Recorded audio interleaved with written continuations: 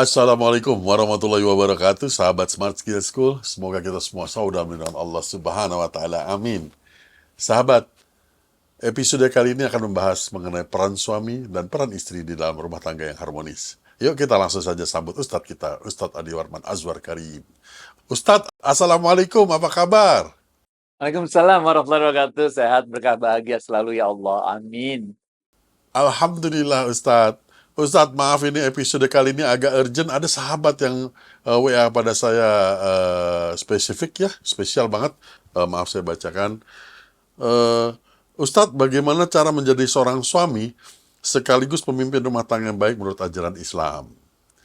Yang kedua, bagaimana sebaiknya sikap seorang suami ketika menghadapi kondisi di mana istri itu sering sekali membanding-bandingkan suaminya dengan suami orang lain. Nah, begitu Ustadz. Masya Allah, Masya Allah. Baik. Ar-rijalu qawwamuna 'alan nisa. Kita para suami ini diberikan amanah oleh Allah untuk menjadi pemimpin dari istri kita, dari anak-anak kita. Kitalah pemimpin rumah tangga itu. Dan setiap pemimpin akan dimintai pertanggungjawabannya oleh Allah. Itu sebabnya sebagai pemimpin semampu kita. Fattakullah mastata'tum. Semampu kita, kita menjadi suami yang dapat dicontoh oleh istri kita, oleh anak-anak kita tentang kebaikan-kebaikan yang kita lakukan. Kebaikan-kebaikan yang kita lakukan itu ada tahapan, ada tingkatan-tingkatannya dalam ilmu tasawuf ini. Nggak ada yang sempurna. Suami pasti ada lebihnya, ada kurangnya. Istri pasti ada lebihnya, ada kurangnya. Anak pasti ada lebihnya, ada kurangnya. Tapi tiap-tiap kita mulai dulu diri kita sendiri sebagai suami, kita berusaha untuk terus melakukan kebaikan-kebaikan. Karena Allah berfirman, hal jazaul ihsan illal ihsan. Tidak ada satu kebaikan pun yang kita lakukan, kecuali akan dibalas oleh kebaikan pula oleh Allah. Nah, kebaikan ini memang ada tingkatan-tingkatannya. Oke. Tingkatan kebaikan yang pertama adalah tingkatan ketika kita sebagai individu-individu, baik suami maupun istri maupun anak, dapat mengendalikan diri kita sendiri agar kita tidak terpancing untuk mengikuti ego kita, nafsu kita. Jangan jadi suami yang pemarah. Jangan jadi suami yang suka nyalain-nyalain istri, nyalain anak untuk segala sesuatu yang memang istri dan anak kita juga nggak bisa. Bukan kesalahan mereka juga untuk melakukan itu. Ini tingkatan kebaikan yang pertama, yaitu untuk tidak, kalau dalam bahasa hadisnya Rasulullah SAW mengatakan, Muslim yang baik adalah Muslim yang perkataan yang lidahnya dan tangannya tidak menyakiti Muslim yang lain. Nah ini, bagaimana kita bisa menjaga diri kita agar kita tidak zolim pada orang lain, kita nggak menyakiti orang lain, terutama kalau yang kita sakiti itu adalah keluarga kita sendiri, istri kita, anak-anak kita. Ini yang pertama. Ini kebaikan paling dasar yang harus dimiliki oleh seorang suami, yaitu tidak menyebarkan kemudaratan kepada orang-orang yang ada di sekitarnya, padahal orang-orang yang di sekitar kita yang kita mudoroti itu adalah sebetulnya orang-orang yang sangat kita sayangi, orang-orang yang sangat kita cintai. Yang pertama. Tingkatan kedua kebaikan adalah tingkatan ketika kita mampu memberikan kebaikan-kebaikan kepada keluarga kita ini, termasuk mengajak mereka, memberikan contoh kepada mereka dalam ketaatan kepada Allah. Nah, ini banyak cabangnya. Tapi kita ambil contoh saja satu cabang mengenai bagaimana untuk dua hal ya. Yang satu adalah untuk kita mendekatkan diri ibadah kepada Allah. Sebagai suami, kita harus mengajak istri kita untuk sholat-sholat tertentu, untuk ibadah-ibadah tertentu. Ayo kita sama-sama sholat jamaah, kita baca Quran dan sebagainya. Untuk urusan-urusan ibadah mahdoh, kita berikan contoh bagaimana kita menjadi pemimpin yang baik, baca Quran, dan sebagainya. Baca Quran, kemudian sholat, dan sebagainya. Nah, kalau kita sebagai suami, ini dalam urusan ibadah agak keteteran, nah ini kita minta tolong istri kita, tolong ingetin. Kalau saya lagi kerja, ini keasikan kerja lupa sholat, tolong ingetin saya gitu. Nah, bahkan lebih dari itu, bahkan kita juga ngingetin istri kita, anak-anak kita untuk sholat. Hasilnya kayak apa? Wallahu a'lam. Karena yang kita bisa lakukan sekedar apa upaya ikhtiar kita untuk mengajak kebaikan orang lain dan kita sendiri menegakkan kebaikan tersebut. Nah, ini untuk urusan ibadah mahdoh. Tapi kita juga ya ada urusan yang kedua, untuk muamalat. Kita mencontohkan kepada anak istri kita bahwa harta yang kita peroleh tersebut adalah harta yang dicari dengan cara-cara yang diridhoi Allah, cara-cara yang halal. Karena kalau kita mencontohkan, kita mencari dari harta-harta yang haram, ini repot. Karena setiap harta haram yang kita dapatkan itu dapat menghilangkan keberkahan dari harta tersebut, menimbulkan kegalauan dalam diri kita, bahkan dalam keluarga kita. Itu rasanya panas saja tuh. Di dalam rumah tangga tuh, pengen berantem aja tuh. Antara suami istri, anak-anak tuh enggak. Karena keberkahan dari hartanya hilang, sehingga dia hartanya panas tuh. Suasananya enggak enak di rumah tuh. Nah, selain dua hal tersebut, yaitu hilangnya keberkahan, munculnya ketidaktenangan dalam rumah tangga. Yang ketiga, ini juga disampaikan oleh Rasulullah SAW, ini bisa jadi tertolaknya doa. Padahal dalam kehidupan kita mau nggak mau, banyak masalah yang kita hadapi dan kita meminta pertolongan kepada Allah dengan doa-doa kita. Nah, ini tertolaknya doa. Ada yang keempat sebetulnya, tapi kalau ini nggak dijelasin dengan baik, kita bisa keliru nanti, yaitu hadis yang disebutkan oleh Imam Tabrani. Apa-apa dari yang haram yang kita makan, maka dia akan tumbuh jadi daging, dan daging ini nerakalah yang lebih berhak untuk daging yang tumbuh akibat harta yang haram tersebut. Nah, ini tapi kita harus kasih penjelasan kalau kita nggak tobat. Nah, itu. Kalau kita nggak tobat. Kalau kita tidak merasa bersalah untuk mendapatkan harta-harta yang haram tersebut. Nah, ini. Tapi kalau kita merasa bersalah atas harta yang haram kita dapatkan tersebut, kemudian kita bertobat, kita minta ampun dari Allah, keadaannya demikian, itulah yang ceritanya. Nah, ini tingkatan kebaikan yang kedua sebetulnya. Yaitu ketika kita memberikan kepada keluarga kita hal-hal yang baik, baik dalam contoh-contoh ibadah mahdoh maupun dalam urusan muamalat.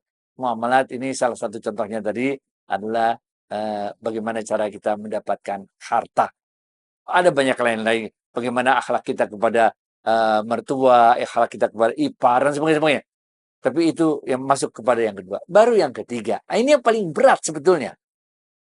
Yang ketiga ini adalah bagaimana kita sebagai suami dapat memberikan contoh kepada keluarga kita untuk redho menerima apapun yang Allah timpakan pada diri kita. Berbuat kebaikan itu jauh lebih mudah. Di level 2 itu berbuat kebaikan, kasih sedekah, sholat, puasa, segala macam. Itu jauh lebih mudah daripada yang ketiga. Yaitu keredoan kita menerima ketetapan Allah pada diri kita. Kalau yang kedua itu ya karena kita ingin bersedekah, ingin sholat, ingin baca Quran. Itu lebih mudah karena keinginan kita. Tapi yang ketiga jauh lebih sulit. Karena ini bukan keinginan kita. Ini keinginannya Allah kepada diri kita. Ini adalah tingkat kebaikan yang ketiga, yaitu ketika kita mampu redho menerima apapun yang Allah tentukan untuk diri kita. Termasuk ketika kita telah berbuat nomor 1, nomor 2 dengan sebaik-baiknya. Tapi ternyata istri kita tidak menjadi istri yang solehah. Termasuk ketika kita melakukan hal yang pertama, hal yang kedua. Kemudian anak kita tidak menjadi anak yang soleh-solehah. Inilah yang dicontohkan oleh para nabi. Bagaimana Nabi Lut. Udah begitu hebatnya, kemudian istrinya durhaka kepada Allah, durhaka pada dirinya. Bagaimana Nabi Nuh, begitu juga. Anaknya Nabi Nuh nggak mau ikutan. Ini yang ketiga yang paling berat. Karena yang ketiga ini adalah kehendak kita tidak sama dengan kehendaknya Allah. Mampukah kita menundukkan diri kita? Redho atas apapun yang Allah tetapkan untuk diri kita. Dan kita yakin bahwa yang Allah tetapkan untuk diri kita itulah yang patut kita syukuri, yang patut kita berlapang dada menerimanya. Gitu, Fit. Baik Ustadz, Masya Allah. Ustadz, itu bagaimana mengenai soal yang istri membanding-bandingkan dengan suami itu Ustadz? Ampun kalau itu mah, ampun. Janganlah Nggak ada orang yang suka dibanding-bandingkan, baik keburukannya dibandingkan maupun kelebihannya dibanding-bandingkan. Nggak ada orang yang suka. Kita udah nikah suami istri, ya itulah jodoh kita. Bener kan? Kalau dibanding-bandingkan ya kenapa nggak kawin aja sama yang itu? Jangan, jangan, jangan. Kalau kita ingin memberikan motivasi kepada suami kita untuk menjadi lebih baik, untuk menjadi lebih sukses dalam ekonominya misalnya, tidak perlu membandingkan dengan orang lain. Sekedar kita membuat suami kita tenang di rumah, sehingga dia punya pikiran yang tenang untuk bisa bekerja, supaya dia bisa ketika keluar rumah mencari rezeki, bisa tenang mengambil keputusan-keputusan dengan jernih, menjalani hidup nggak dapat tekanan dari istri untuk harta yang lebih banyak, lebih banyak, lebih banyak kayak ini. Sehingga suami itu dia merasa mendapat dukungan penuh dari istrinya. Nah, sehingga cara kita memotivasi suami bukanlah dengan cara membandingkan suami kita dengan suami orang lain. Tapi cara kita memotivasi suami adalah memberikan dukungan sepenuhnya untuk 3 hal yang telah kita sebutkan tadi. Nah, malah harus kita bilang, udah ya nggak apa-apa, jalanin aja, redo aja lah, bismillah, ada Allah gitu. Rasulullah SAW mengatakan, waktu itu ada seorang sahabat yang miskin. Berulang kali sahabat ini minta kepada Rasulullah SAW, ya Rasulullah, doakan aku untuk menjadi orang kaya raya. Rasulullah nggak nanggepin. Begitu seterusnya. Sehingga akhirnya Rasulullah SAW mengatakan pada sahabat tersebut, ketahuilah, rezeki yang sedikit yang dapat engkau syukuri jauh lebih baik daripada rezeki yang banyak yang tidak dapat engkau syukuri. Ini yang kemudian dalam ilmu tasawuf disebutkan, harta yang sedikit yang berkah lebih baik daripada harta yang banyak tapi tidak berkah. Dalam rumusan lain dalam ilmu tasawuf disebutkan, harta yang sedikit dan halal akan selalu memberikan kecukupan pada kalian daripada harta yang banyak tapi tidak pernah membawa kecukupan. Nah, ini sedikit tapi cukup, kita juga bingung lah. Mungkin kalau udah umur 63 gini pernah ngerasain lah. Pernah ngerasain bagaimana duit banyak, bener gak? Tapi gak cukup-cukup rasanya. Dan pernah juga ngalamin duit dikit udah tinggal. Kadang-kadang tinggal 5.000 perak tuh, tinggal 4.000 perak tuh hidup tuh. Sekeluarga tuh, bukan sekeluarga tuh, bener gak? Tinggal 4.000 perak. Tapi kok bisa cukup tuh? Kita juga aneh tuh, aneh. Pada saatnya tiba-tiba duit datang. Atau pada saatnya tiba-tiba apa-apa yang harus kita bayar ternyata nggak harus bayar gitu. Ini yang kita sebut dalam ilmu tasawuf, harta yang sedikit tapi cukup jauh lebih baik daripada harta yang banyak tapi tidak cukup. Sehingga mudah-mudahan kita para istri jangan pernah banding-bandingkan suami Anda dengan suami orang lain. Begitu juga para suami. Jangan pernah banding-bandingkan istri kita dengan istri orang lain. Istri itu sakit di dalam hatinya, suami sakit di dalam hatinya. Kalau dibanding-bandingin, kok kamu begini, kok dia begitu, kok kamu... Jangan. Bahkan anak kita pun gak suka dibandingin. Bahkan ketika anak kita dibandingin dengan kakak adiknya sendiri, gak mau anak-anak kita. Kok kamu gak kayak kakak kamu sih, kamu pinter gini. Gak suka. Setiap orang itu ada jalan hidupnya masing-masing. Setiap orang itu ada saatnya masing-masing. Oleh karena itu, sekali lagi, jangan pernah bandingkan suami kita dengan suami orang lain, istri kita dengan istri orang lain, bahkan anak-anak kita sekalipun. Gitu, Wid. Baik Ustadz, semoga jawaban-jawaban Ustadz ini dapat membantu sahabat kita ini dalam kehidupan rumah tangganya. Semoga dapat diperbaiki dan kembali berjalan seperti sedia kala. Ustadz, terima kasih atas waktu dan tausiahnya. Assalamualaikum warahmatullahi wabarakatuh. Waalaikumsalam warahmatullahi wabarakatuh.